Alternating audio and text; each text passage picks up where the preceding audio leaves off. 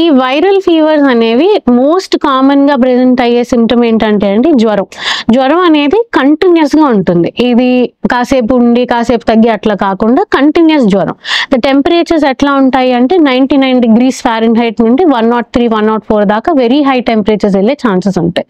అలాగే జ్వరంతో పాటు చాలా మందికి ఒళ్ళు నొప్పులు లేదా తలనొప్పి, కొంతమందికి ఏంటంటే చలి బాగా వణుకులాగా రావటం, కాళ్ళు నరాలు పట్టేస్తున్నట్టు అనిపించడం, తిమ్మిర్లు రావటం, మనం కొంతమందిలో వాంతులు విరోచనాలు అవి కూడా చూడొచ్చు.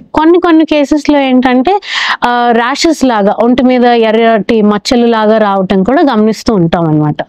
కొంతమందికి దగ్గు, జలుబు, ఈ ఇన్ఫ్లుయెన్జా వైరస్ అలాంటి సిచ్యువేషన్స్లో ఏంటంటే దగ్గు వచ్చి రావటం, జలుబు రావటం, తల అంతా బరువుగా అనిపించడం, ఇవన్నీ common symptoms of viral infections.